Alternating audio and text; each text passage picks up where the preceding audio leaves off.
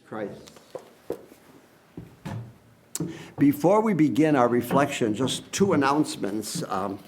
The first is you've heard of the Trapp family singers. Well, today we're blessed with the Weisenberg family singers. We always have Paul here and sometimes, occasionally, his daughter Claire, and today they're joined with his son Stephen. So we're so happy to have them and their wonderful harmonies helping us to celebrate this day. And then secondly, you may have noticed that I don't have a great voice. I mean, I'm not talking about singing voice, I'm talking about speaking voice. I'm just getting over laryngitis. A few days ago, I was speaking like this. So I'm going to try to get through this homily, and if I have to stop, I have a bottle of water here, so just bear with me, okay? So, now there are many things that we do to celebrate Christmas. We decorate trees, send greeting cards, shop for and exchange gifts, fix holiday foods, visit friends and family, go Christmas caroling, set up a manger scene, and maybe even go to church. Huh? Of all the possible options for celebrating Christmas, what are the things that give Christmas meaning for you? What are the things you would miss most if you couldn't do them? Of course, answering that question might not be as difficult as it would have been before the last couple of years, because for the last couple of years, so many of the things that we took for granted about this feast were put on hold or even canceled. Because of the pandemic, we couldn't gather in groups, travel freely, go shopping, sing in a chorus, but now almost everything is available to us once again. So, the question, what are the things that give Christmas meaning for you? And what are the things you would miss most if you couldn't do them? Now, I think all too often we presume that our Christmas traditions are ancient, that from the beginning of the church, people celebrate it as we do. But that is far from correct. It was not that after the Pentecost event, when they returned to the upper room for supper, Mary said to them, you know, Jesus' birthday is coming up in a few months, and now that he's ascended into heaven, we should do something to celebrate that. No, in fact, for the first 4 centuries, the faith of the church was founded exclusively upon the belief in the resurrection of Jesus Christ, and then in the abiding presence of the Holy Spirit. The new feast of Christmas did not come along until the first half of the 4th century in Rome, where it replaced the pagan festival of the unconquered sun. Called Saturnalia, the festival celebrated the god Saturn and the winter solstice. Now, some of our Christmas traditions are similar to Saturnalia traditions, such as wreaths, candles, feasting, and gift-giving. It was celebrated in the family home as a time for goodwill, generosity to the poor, the exchange of gifts, and the decoration of trees. But it wasn't Christmas. This was Saturnalia, the pagan winter solstice festival. And with the collapse of the Roman Empire, probably most of these traditions associated with it died out also. Now, certainly, during the high monastic period, several centuries later, the Feast of Christmas would have been celebrated liturgically with all of the pomp and splendor of a major feast. And perhaps in the homes of royalty and the wealthy, there may have been some feasting and gift-giving. But the celebrations would never have been as raucous and eventful as the family of Henry II and Eleanor of Aquitaine in the wonderful 1968 film, The Lion in Winter, with Peter O'Toole and Katharine Hepburn, whose antics make the most dysfunctional contemporary family gathering look like a Norman Rockwell painting. No, in fact, most of our modern customs come not from the ancient church or even the medieval period, but from the last couple of centuries. Although the origin of the Christmas tree can be traced as far back as the 16th century in Germany, it was not until 2 centuries later that it was introduced into England and popularized by the German-born Prince Albert, the husband of Queen Victoria. About the same time, Christmas trees became the height of fashion in the United States.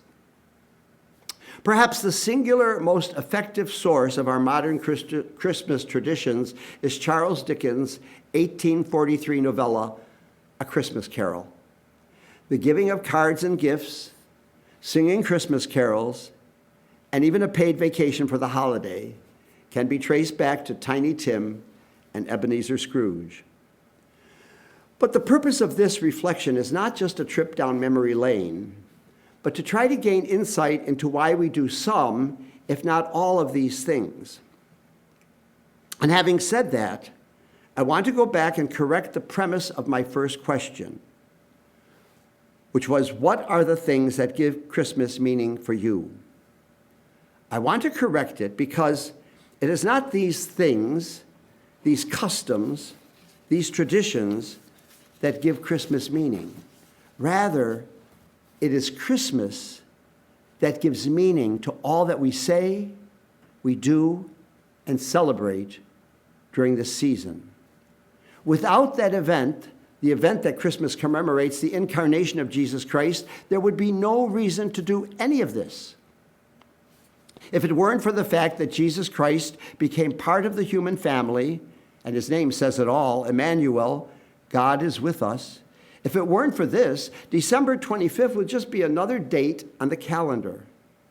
But instead, it is the singular date in the entire year whose significance is acknowledged by 2.2 billion Christians, nearly 1/3 of the world's population. Now, I know somebody's thinking, oh, but just last week, 3.3 billion people watched the final World Cup soccer match. Yeah, but that might be true, but that was a one-time thing. Christmas, on the other hand, occurs every year, and it's not just for one day. Liturgically, the celebration of the Lord's birth is a multi-week cycle beginning with Advent and proceeding through to the Epiphany. And culturally, some people start preparing for Christmas right after Thanksgiving, if not after Halloween. Now, of course, some of this is the result of the industry of Christmas, which results this year in Americans spending an estimated $1 trillion on this feast. And we can surmise that the global price tag is in the hundreds of trillions of dollars. But this is not the time or the place to start haranguing about the commercialization of Christmas.